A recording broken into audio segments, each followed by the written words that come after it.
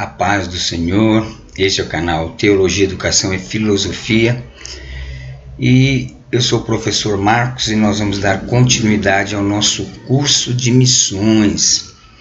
Hoje nós vamos estar tratando de a missão em Atos e Epístolas. É a nossa quinta aula, tivemos a nossa introdução falando um pouco sobre a relação entre teologia e missiologia.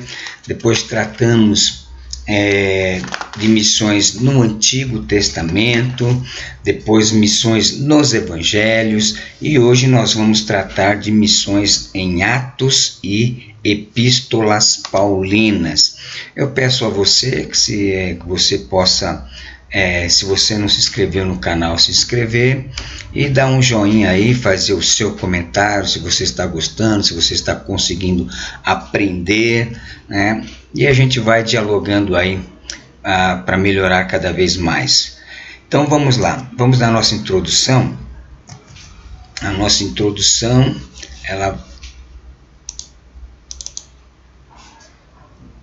Então vamos lá. O vocábulo missões não é bíblico. Ele vem do latim, missio, que significa enviado. Então a gente já pode perceber que o missionário, ele é alguém que é enviado, né?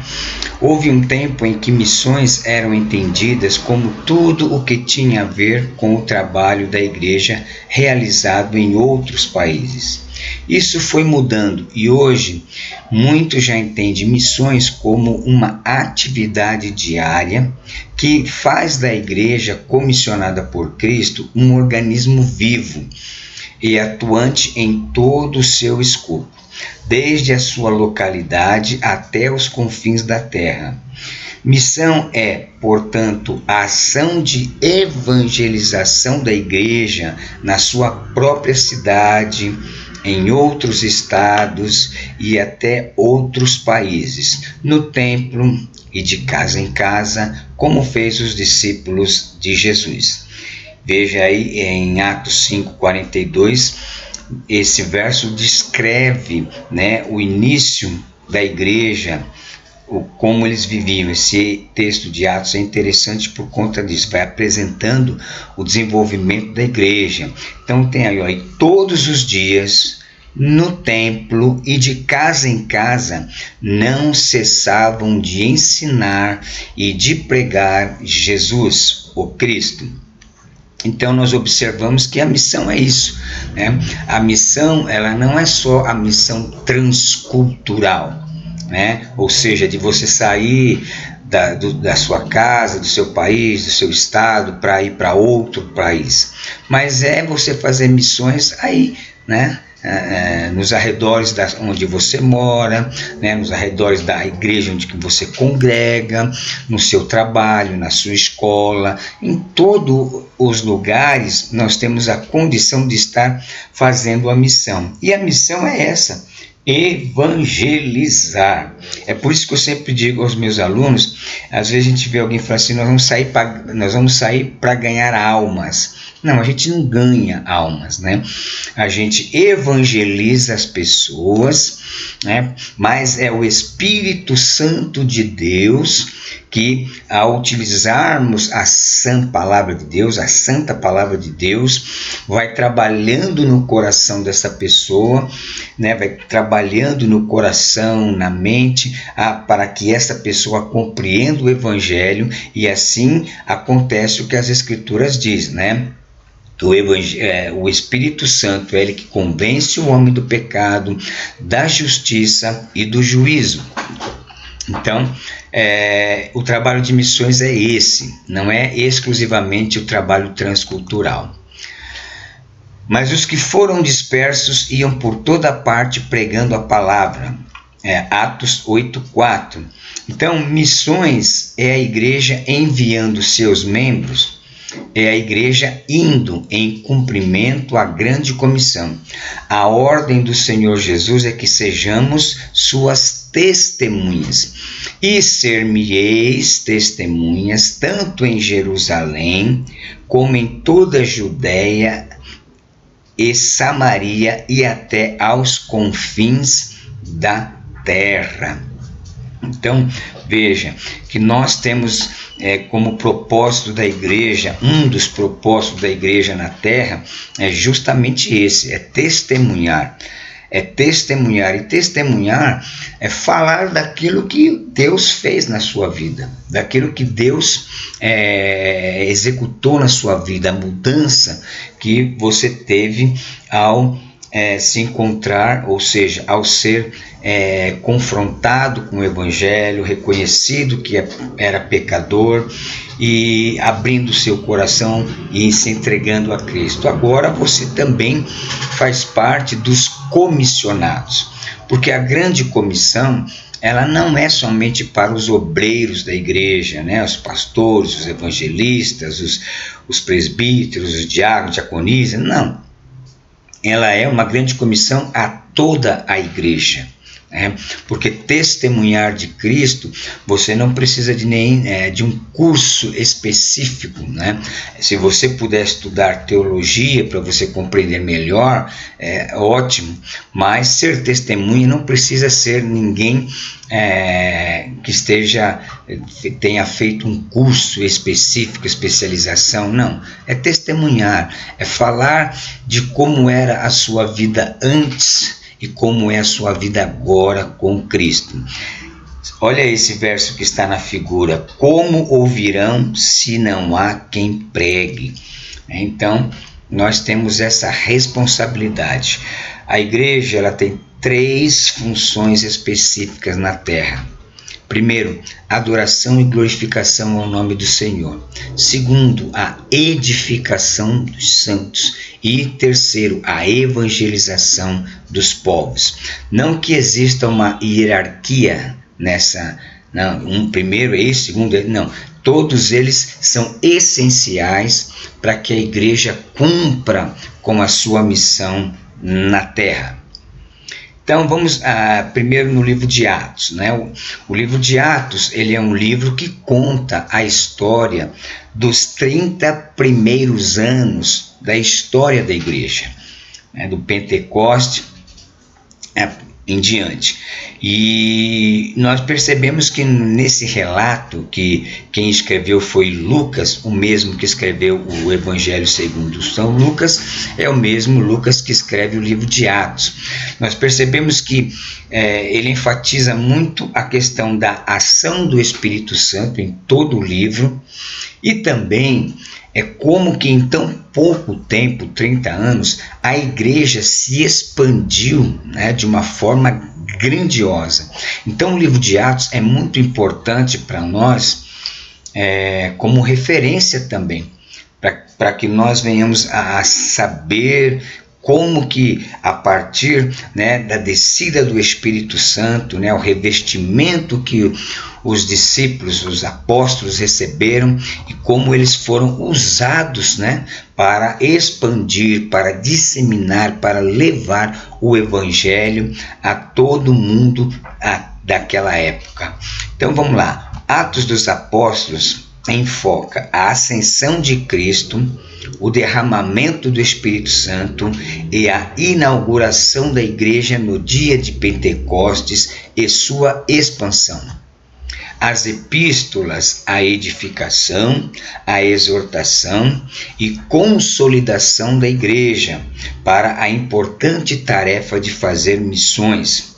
É no Novo Testamento que missões se consolida e torna-se evidente.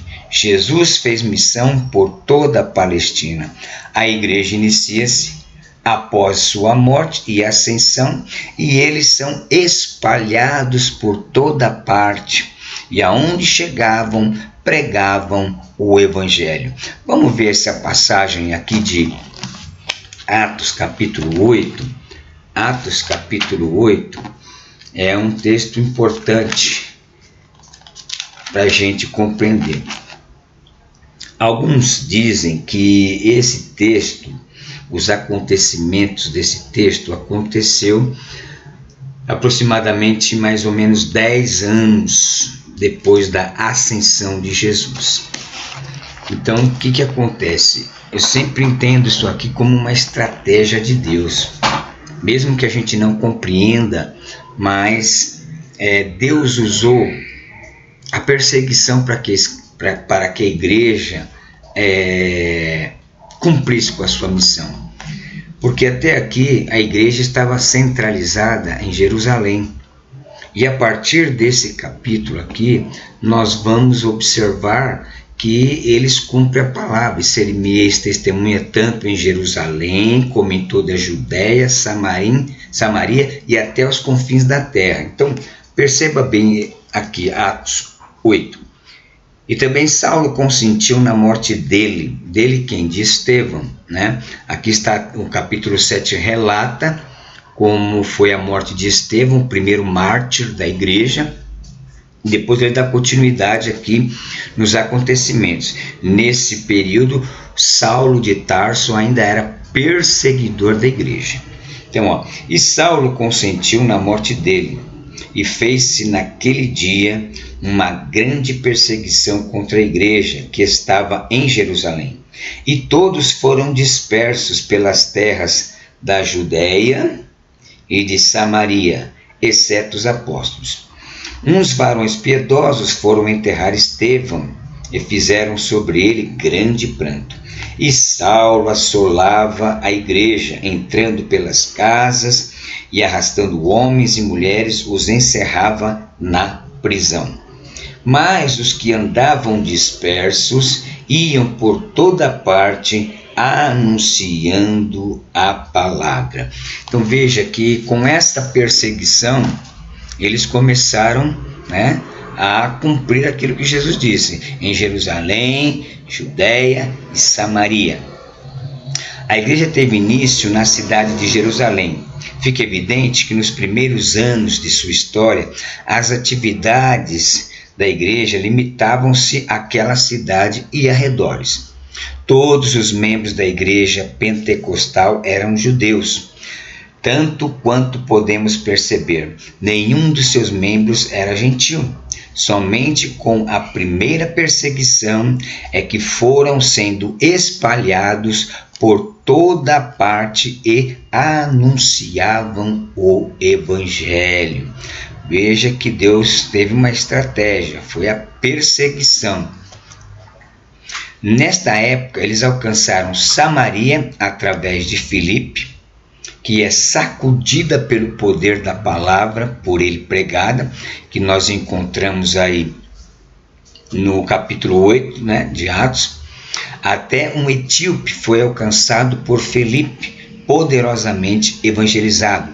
Também aí no capítulo 8, do 26 ao 40, nós temos o relato, Veja na figura aí, que o etíope estava indo para a sua terra, lendo a palavra. Filipe ouviu, se aproximou dele e perguntou: você está entendendo o que você lê? E ele disse: como é que eu vou entender se ninguém me explicar? Aí Filipe sobe na carruagem, começa a explicar a ele, evangeliza a ele. Próximos a um lago, eles param, o etíope é evangelizado, ele segue caminho e o Espírito Santo leva Filipe para outro lugar. Veja que coisa maravilhosa, Imagina esse etíope, batizado ali nas águas, já tendo uma certa compreensão, do evangelho, ele leva o evangelho para a sua terra, Então Deus começou a abrir caminho para a obra missionária entre os gentios, usando o apóstolo Pedro, que evangelizou a um homem de alta posição, Cornélio, juntamente com a sua família. Esse texto é interessante para nós, porque veja como foi a estratégia de Deus. Antes de Deus separar o apóstolo Paulo para que ele fosse o apóstolo dos gentios, Deus primeiro ele vai trabalhar no coração dos discípulos, dos apóstolos, porque até então os gentios ainda não estavam na igreja. Então Deus prepara, se você ler o capítulo 10, você vai ver que Deus o apóstolo Pedro, ele sobe em cima do telhado, ele tem uma visão, e nessa visão uma toalha se abre com vários tipos de animais que eram proibidos pela lei mosaica de qualquer judeu comer, e esse lençol aparece, e uma voz diz: Pedro, come. E Pedro: não, Senhor, nunca coloquei nada imundo na minha boca. Segunda vez, até que Deus diz: olha, não faça imundo aquilo, né, que eu, né, consagrei. Ou seja, ali Deus estava mostrando para Pedro que ele iria abrir a porta aos gentios. E é interessante que depois da visão, 2 homens enviados por Cornélio, que era um centurião romano, enviou lá para buscar. Por quê? Cornélio, ele tinha tido uma visão em que dizia: manda chamar a Pedro. E quando Pedro vai até a casa desse homem, né, Pedro vai falar do Evangelho, o Espírito Santo batiza aquelas pessoas gentias, né? E Pedro reconhece: olha, Deus não faz acepção de pessoas. Nós não vamos ler todo o capítulo 10, porque o nosso tempo não nos permite, mas se você ler direitinho o capítulo 10, você vai ver como Deus primeiro preparou o coração, né, de Pedro, e depois Pedro relatou esse fato aos outros apóstolos. Aí quando chega no capítulo 15, em que vai ter o primeiro concílio da igreja para resolver se os gentios iam fazer parte da igreja ou não, Pedro já está preparado com o coração, né? E o apóstolo Paulo, junto com Barnabé, com vários relatos de salvação de gentios, e aí os gentios começam a ser integrados na igreja. Então, tudo isso é a missão da igreja. A igreja está trabalhando em missões. Vamos aí. A extensão do Evangelho do ano 33 ao ano 100 depois de Cristo. Então vamos lá. A investida da igreja no dia de Pentecostes, agregando quase 3.000 almas. Com a dispersão, os discípulos foram pelas cidades pregando o Evangelho. Assim começaram a surgir igrejas por toda parte. A investida de Felipe em Samaria, capítulo 8, né, verso 5 ao 13.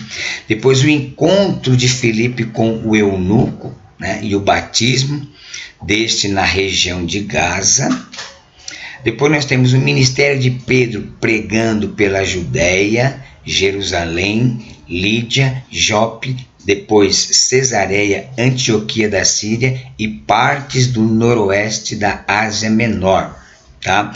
Aqui tem um erro, capítulo 9, do verso 32 até o capítulo 12, verso 17. Faltou aí uma vírgula.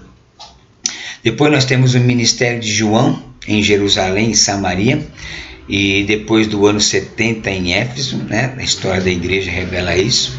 Depois nós temos o Evangelho é pregado e são salvos Barnabé de Chipre, capítulo 4, verso 36, Nicolau de Antioquia, capítulo 6, verso 5, e Ananias de Damasco, 9 e 10 de Atos.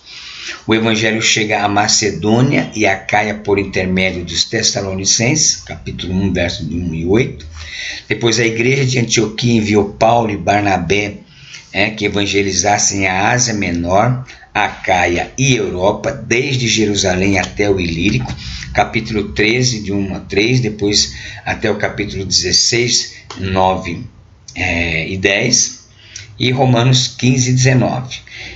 10. Paulo, preso, prega em Roma e tem desejo de ir até a Espanha, né? Finalzinho do livro de Atos, né? 18, de 14 a 16, e Romanos 15, 24. Então aí é um esboço do desenvolvimento, da expansão do Evangelho. É interessante, né, você pegar essas passagens e você examinar elas, que você vai vendo como que foi, né, o trabalho de evangelização, né, da igreja primitiva. Vale lembrar que o livro de Atos nos apresenta as 3 viagens missionárias de Paulo.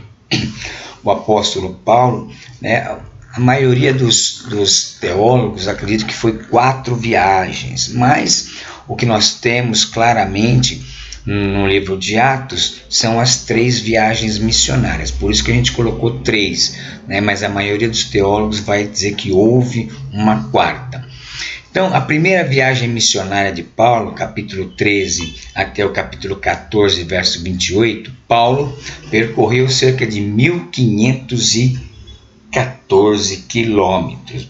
Bom, vale lembrar que às vezes você pode falar, nossa, 1.514 quilômetros não é tanto assim, 1.514 quilômetros em cima de burrinho, em cima de barco, na caminhada, é uma distância considerável. É lógico que hoje nós motorizados, para nós não seria tanto, mas naquele período Paulo levou bastante tempo para percorrer esses 1.514 quilômetros.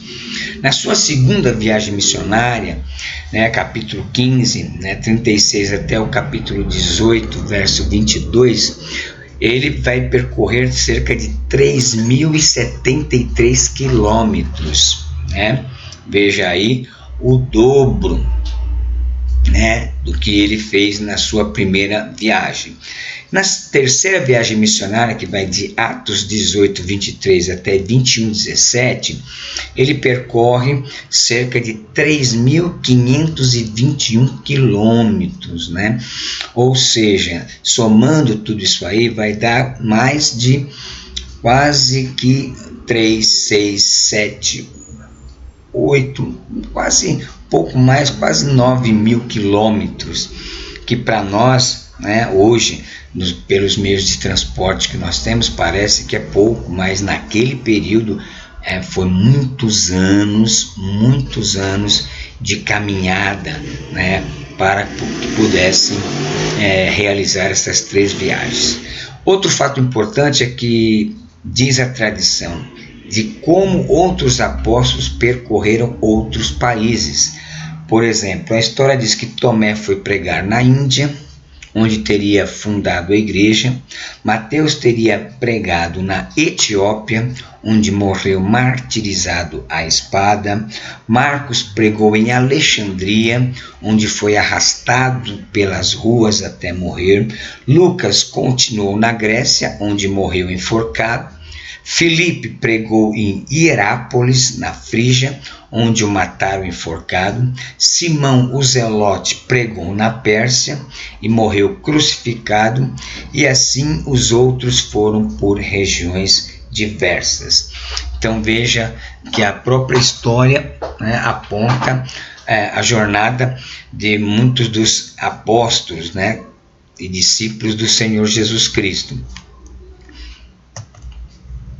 O livro de Atos é, portanto, um manual daquilo que o Espírito Santo fez através dos apóstolos na igreja primitiva. O assunto principal é evangelização e missões, ou seja, a expansão da igreja do Senhor Jesus Cristo. Então, quando você quer conhecer como que essa igreja se expandiu, o livro de Atos é o livro certinho para que você possa compreender essa expansão. E é interessante que esses irmãos, eles foram tão bem sucedidos, apesar de muitos terem morrido de forma drástica, de forma cruel, eles conseguiram incendiar o mundo com a pregação do Evangelho. Tanto que até hoje nós somos, na realidade, fruto do trabalho desses irmãos. E isso nos faz pensar. Nós não sabemos, quando Jesus vai voltar. A gente diz assim, Jesus está voltando. E essa frase já foi dita milhões e milhões de vezes durante a história da igreja, desde que o Senhor Jesus passou por esta terra. Hoje as pessoas acham os terremotos, a fome, a peste. Se nós formos ver, todas estas coisas sempre ocorreram na história da igreja, na história da humanidade. hoje, né, elas parecem que estão maiores e que é o fim, porque nós temos sistemas de comunicação que mostram tudo. Mas nós não podemos garantir que é agora, né? Jesus vai sempre estar voltando. Tanto que eu sempre digo aos meus alunos, o fio que ordena a escatologia é: Jesus Cristo foi para o céu e disse que vai voltar um dia. Agora, o dia nós não sabemos. E o que eu quero dizer com isso? Enquanto isso não acontece, a igreja, além de estar preparada, né, deve estar preparada para receber o Senhor e ser levada aos céus. Nós precisamos trabalhar, fazer a missão, a evangelização dos povos. Jesus pode vir amanhã, Jesus pode vir hoje, Jesus pode demorar mais 200 anos, Jesus pode demorar mais 2000 anos para vir. Então, qual o legado? Nós vivemos do legado da igreja primitiva. Qual o legado que nós estaremos deixando para futuras gerações?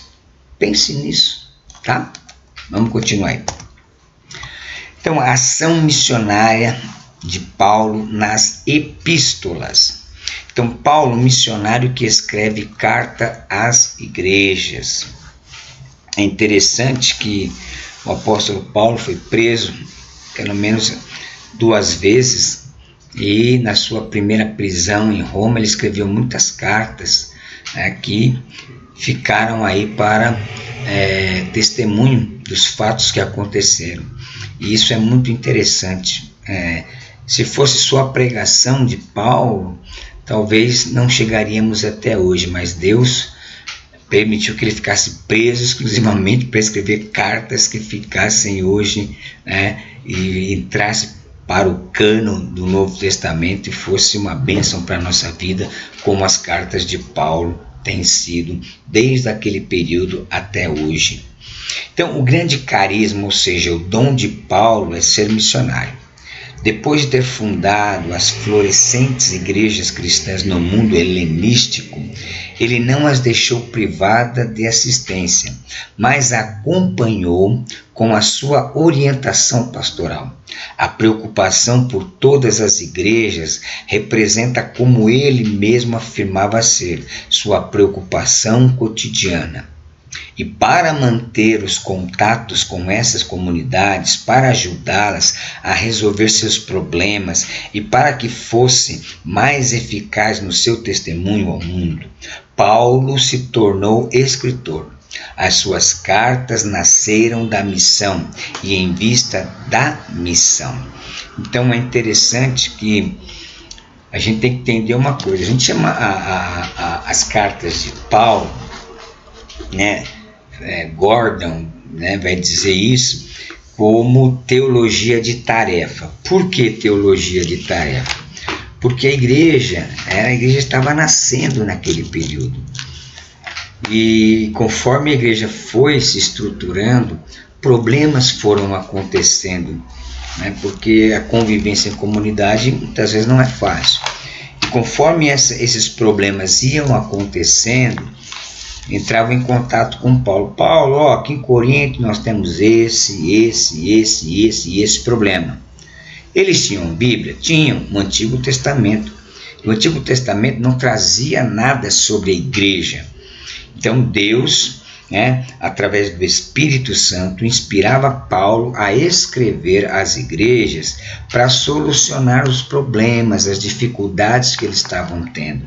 E foi a partir daí, né, que as cartas foram escritas, era o Espírito Santo já trabalhando para que futuramente elas fossem reunidas no cânon do Novo Testamento, ou seja, nos escritos considerados inspirados e que servem de regra, de norma para a igreja. Então, aqui em 2 Coríntios, capítulo 11 e o verso de número 28, olha só, Paulo falando das suas preocupações. Além das coisas exteriores que me oprimem cada dia, o cuidado de todas as igrejas. Paulo não era um homem que fundava uma igreja aqui e ali, depois desaparecia, colocava alguém lá para cuidar. Não, Paulo tinha a preocupação de sempre estar em contato. Paulo era um homem que estava, vamos usar uma linguagem mais contemporânea, era um camarada antenado, ligado nas coisas que aconteciam no mundo da sua época, principalmente as coisas que envolviam, né, o cristianismo. Então, ele sofria as coisas exteriores, porque Paulo foi um homem que sofreu muito. Ele apanhou, ele tomou surra, ele foi preso, ele foi açoitado, ele foi escorraçado. Paulo passou por coisas, né, que verdadeiramente cumpriram aquilo que Deus havia falado para ele quando chamou, né? Olha, você vai ver o que é sofrer pelo meu nome, né? E ele sofreu muito. Então ele tinha esses problemas exteriores, que são muito, quando vocês lêem o livro de Atos, você vai perceber isso, mas também tinha a preocupação interior, do cuidado com as igrejas. Então, e para manter o contato com essas comunidades e ajudar a resolver esses problemas, para que fosse mais eficaz no seu testemunho ao mundo, Paulo se tornou escritor. Então foi assim que nasceram as cartas, né? As cartas de Paulo na missão que Deus colocou na sua mão. Paulo conhecia o bom funcionamento do correio do Império Romano e soube fazer deste meio um instrumento de evangelização. Foi assim, sem saber e sem querer, o primeiro grande escritor do Novo Testamento. As cartas foram escritas em função da situação concreta de cada igreja, como eu disse quase agora, né? Conforme os problemas que aconteciam, Paulo enviava a sua carta apontando as soluções que o Espírito Santo dava para ele para resolver aquela situação. Por isso que você vai ver que nem as cartas não são, né, todas iguaizinhas. Você vê que em Corinto ele fala para usar véu, só que ele não fala isso aos filipenses, nem aos colossenses, nem aos gálatas, porque havia uma situação concreta ali em Corinto que fazia com que Paulo orientasse que as irmãs usassem véu. Por isso que quando você estuda a Bíblia, você vai estudar os textos, você tem que primeiro estudar o contexto, o que estava acontecendo ali naquele momento, né? E o porquê que o apóstolo escreveu daquela forma, daquele jeito, naquele momento, tá? Para que você possa ter uma boa interpretação do texto. Se você ignora o contexto do texto, você vai fazer o texto falar o que você quiser e aí vai estar completamente fora dos propósitos do Espírito Santo. Então o apóstolo acompanhava o crescimento das mesmas com todos os seus problemas e dificuldades. O seu modo de ser missionário também é diferente da mentalidade grega da época. Paulo trabalhava e ganhava o seu sustento com o próprio trabalho. E era um trabalho manual. Para as elites abastecidas de bens e culturalmente favorecidas, o único trabalho que dignificava o ser humano era o trabalho intelectual. Numa sociedade onde em algumas grandes cidades até 2/3 da população era escrava, Paulo encontrou seu lugar social entre os trabalhadores empobrecidos, ainda que pudesse fazer valer seus direitos de apóstolo e fundador de igrejas. Você tem aí 2 textos que apontam claramente essa questão. Paulo, ele não foi um aproveitador. Mesmo ele tendo a credencial de apóstolo, sendo fundador de igrejas, né? O texto sagrado, já no Antigo Testamento, ensinando que o obreiro é digno de seu salário, mas Paulo trabalhava com as suas próprias mãos. É muito triste nós vermos hoje algumas pessoas que querem viver da obra, mas não fazem nada, nem metade do que Paulo fez, né, pela obra de Deus. Então, o conjunto das cartas paulinas compreende um total de 13 cartas que reivindicam a autoria do apóstolo Paulo.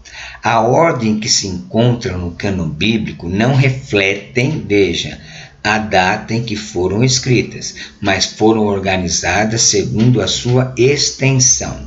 Então, alguns procuram agrupar as cartas da seguinte modo: cartas maiores, Romanos, 1ª e 2ª Coríntios, Gálatas, 1ª e 2ª Tessalonicenses. Cartas da prisão, Efésios, Filipenses, Colossenses e Filemão. Cartas pastorais, 1ª e 2ª Timóteo e Tito. Então, aí as cartas de Paulo. Bom, agora nós vamos perceber aqui alguns pontos importantes da atuação do ensino do apóstolo Paulo nas epístolas. Paulo foi automaticamente comissionado em sua conversão. Vamos ver aqui Atos 9,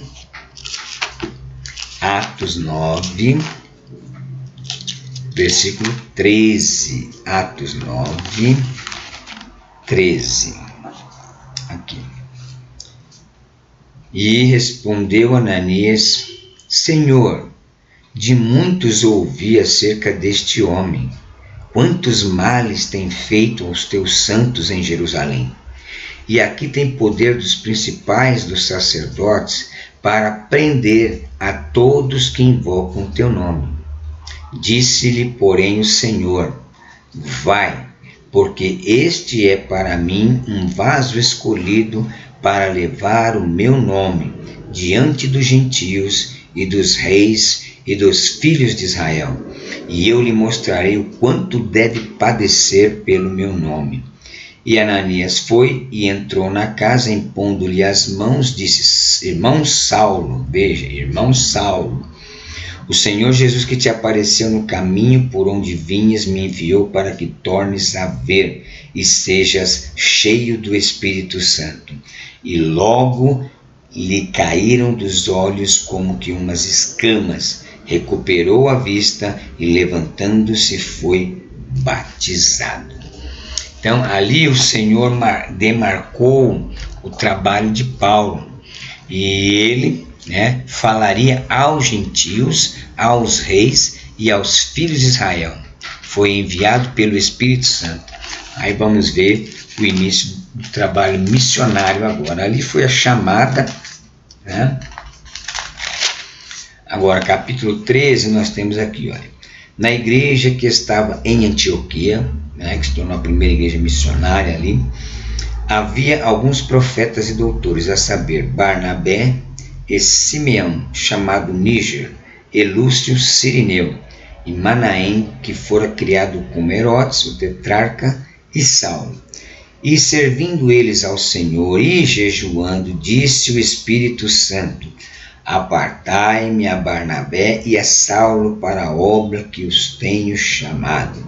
E então, jejuando e orando e pondo sobre eles as mãos, os despediram. Então aí o início da obra das viagens missionárias do apóstolo Paulo. Começa juntamente com Barnabé, mas durante as viagens ocorre um problema e eles se separam. Um dos fatores preponderantes para quem vai fazer missões é a convicção missionária, ou seja, é a convicção da chamada. E aqui eu quero falar, deixar claro uma coisa. A missão é para todos. Testemunhar é para todos.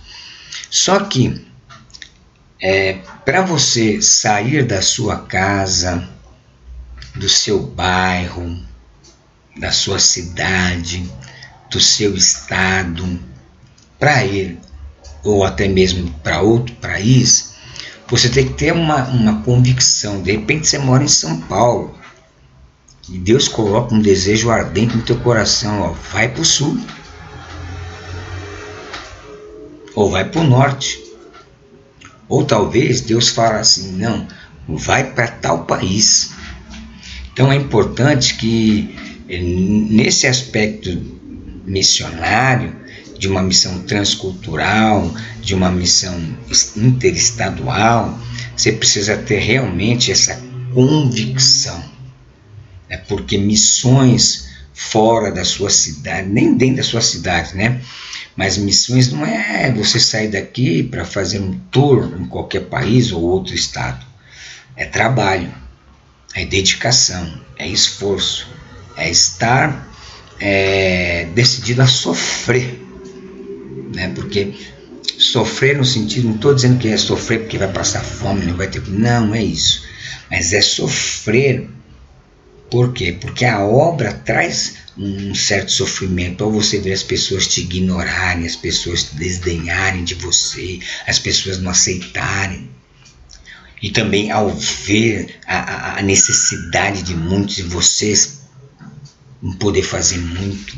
Então, a obra missionária traz também os seus momentos de tristeza, assim como os seus momentos de alegria. Então, você precisa ter convicção. Ó, Deus falou que é para mim ir. Para mim sair, para mim ir para tal lugar, para mim assim. Aí você tem que ter a convicção. E o que é convicção?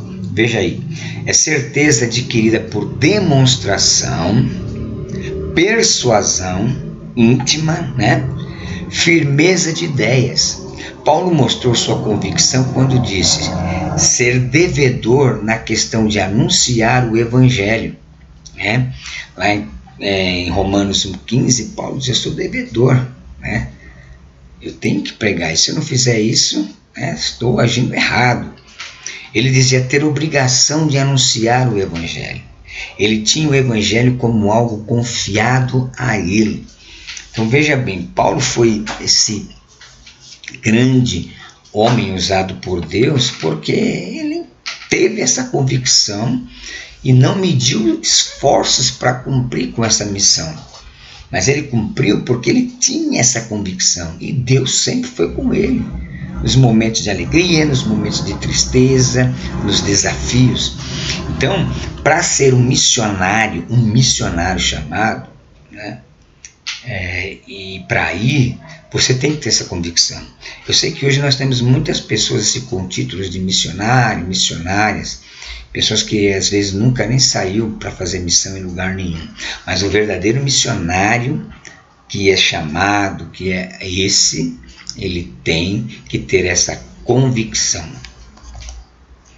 Um ponto alto da vida missionária de Paulo era a sua mensagem cristocêntrica. Oh, como isso é importante, né? Veja, ele não era animador de auditório, não era pregador de melancolia.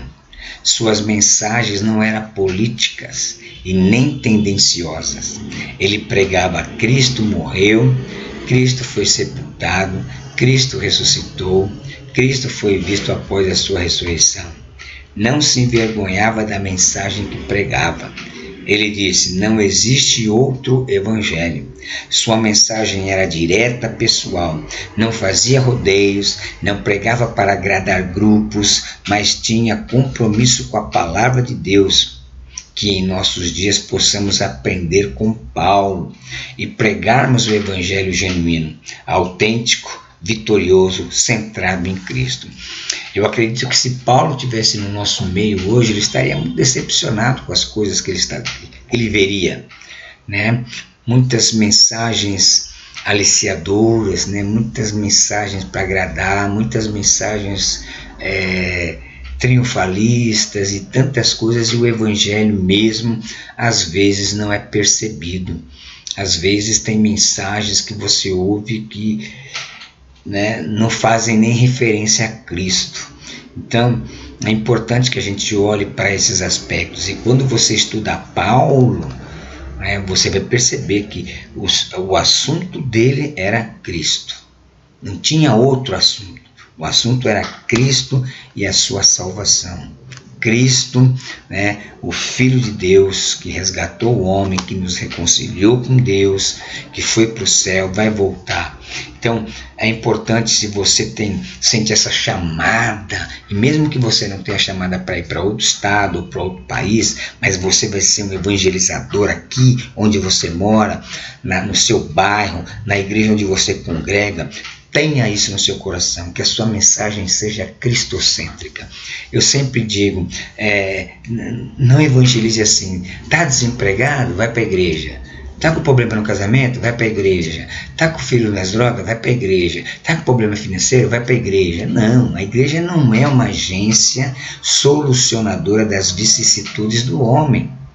A igreja é uma agência do reino de Deus, em que aqueles que estão já participantes deste reino, que é a igreja, têm a incumbência de levar este reino, né, a outros que estão fora deste reino e precisam se integrar nesse reino para que não pereçam, né?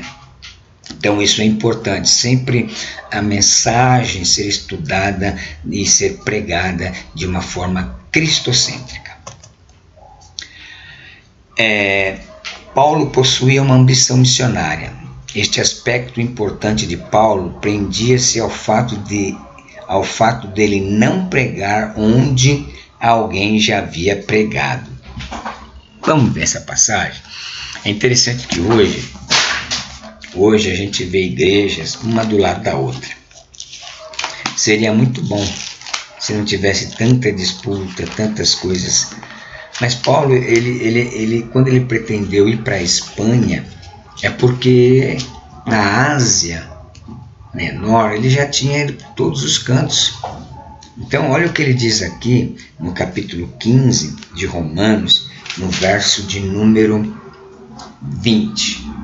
E desta maneira me esforcei por anunciar o Evangelho, não onde Cristo houvera sido nomeado, para não edificar sobre o fundamento alheio.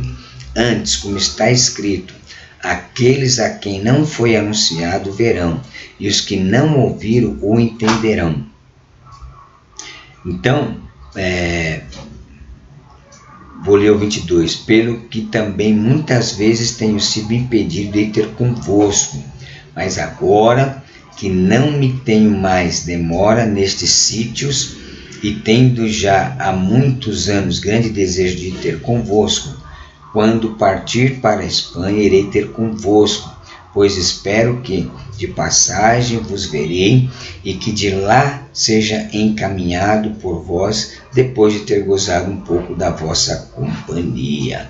Então Paulo está falando, eu estou querendo passar por aí, pela igreja de Roma, na qual ele não conhecia, para que aquela igreja fosse uma agência missionária que ajudasse Paulo a chegar até a Espanha.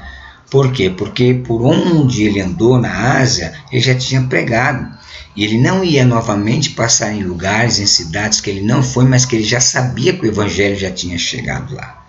Então, Paulo não limitava os seus esforços para alcançar as mais diversas camadas sociais. Aos menores grupos de crentes estimulava o seu crescimento. Paulo possuía um espírito pioneiro. Era diferente de muitos que só querem glórias humanas. Paulo viveu em uma época em que os meios de locomoção eram precários. Paulo possuía paixão por missões. Paixão é um sentimento excessivo, amor ardente, afeição intensa. Era justamente o que Paulo sentia em relação à missões.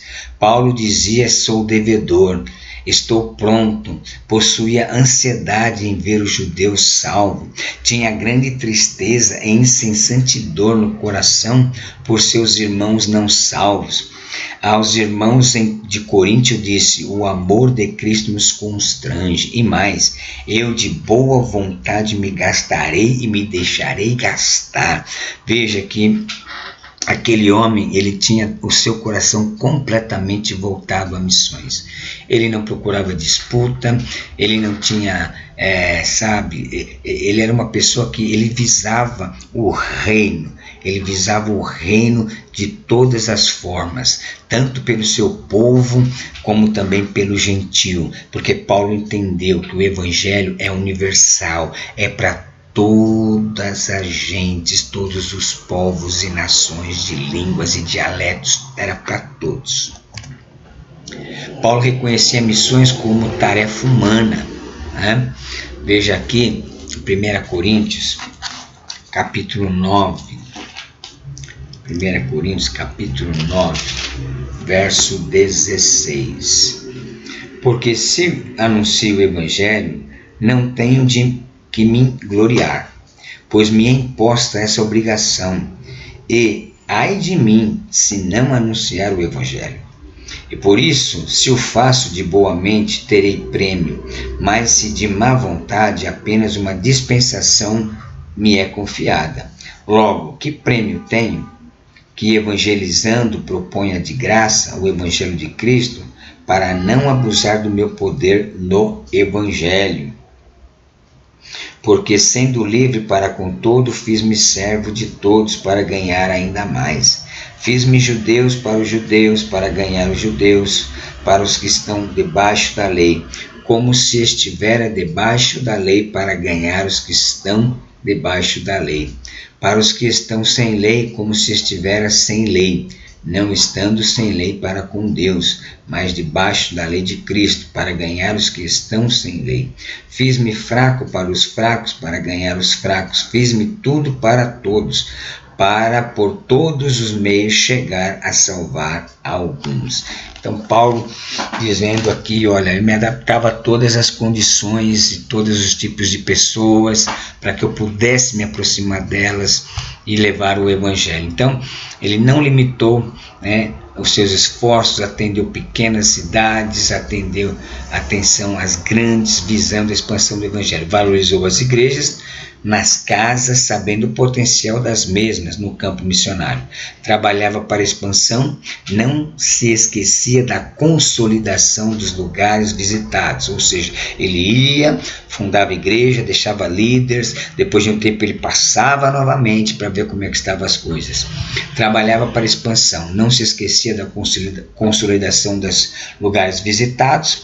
Era um autêntico realizador do evangelismo pessoal, preocupado com a situação do gentio, não aceitava discriminação, tanto que lá em Gálatas ele tem um confronto com Pedro, Pedro está lá com os gentios, tal, aquela coisa, quando chega o gentio, o Pedro estava com os gentios, quando chega os judeus, Pedro se afasta, deixa isso de lado, e Paulo não gostou disso e disse que pôs o dedo na cara de Pedro, Não aceitava o evangelho superficial, pregava o evangelho completo, não possuía envolvimento financeiro, valorizava jovens que queriam trabalhar, trabalhava para o seu sustento, só aceitava ajuda em última instância, conhecia o poder do evangelho que transforma, possuía um espírito pioneiro.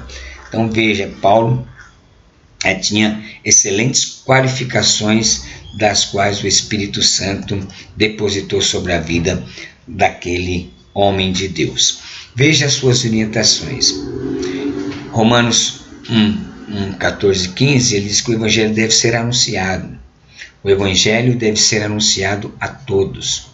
Instrução para que os cristãos sejam maduros e frutíferos, Portanto, sede constantes, sempre abundantes na obra do Senhor, Como está lá 1 Coríntios 15, 58. O propósito das instruções é espalhar a glória de Deus a todas as nações. Deus nos chama para sermos embaixadores de Cristo, 2 Coríntios 5, 19 e 20. Uma igreja madura naturalmente proclama o Evangelho a todas as nações. Isto é bom e aceitável diante de Deus nosso Senhor, o qual deseja que todos os homens sejam salvos e cheguem ao pleno conhecimento da verdade. Olha que visão, hein? Lá em 1 Timóteo 2, 3 e 4, Paulo diz justamente isso, que o desejo de Deus não é que os homens se percam, que os homens vá para o inferno, não, o desejo de Deus é que todos os homens sejam salvos e cheguem ao conhecimento da verdade. Por fim, como observamos, a igreja deu-se início atuando no trabalho missionário. Jerusalém, Samaria, Judeia e confins da terra, cumprindo a ordem do Senhor Jesus. Também focalizamos a obra realizada pelo apóstolo Paulo, que deve ser um tipo de missionário, a ser paradigma, ou seja, modelo para aqueles que almejam ingressar nessa obra como missionários. O cuidado pelas igrejas expressa o caráter distintivo daqueles que realmente querem realizar a obra de Deus com verdadeiro amor e compromisso. Deus seja louvado. Então nós vimos aí, de uma forma bem sintética, as passagens estão aí Pare naquele momento, verifique as passagens, assista esse vídeo, não de uma forma apressada, mas vai contemplando, vai lendo, e eu tenho certeza que o Espírito Santo vai falar no teu coração. E se a tua chamada é missionária mesmo, a transcultural, né, ou estadual, eu tenho certeza que o Espírito Santo vai despertar isso na sua vida. Que Deus te abençoe, né? Deixa aí seu comentário, seu joinha, né? Fala para os seus amigos, para os irmãos desse curso, é grátis. E quem quiser aí a apostila, né, entra em contato e a gente vai providenciar. Cada aula tem uma apostila e a gente manda para vocês, amém? Que Deus abençoe em Cristo Jesus. Fiquem na paz do Senhor Jesus, amém? Deus abençoe a todos.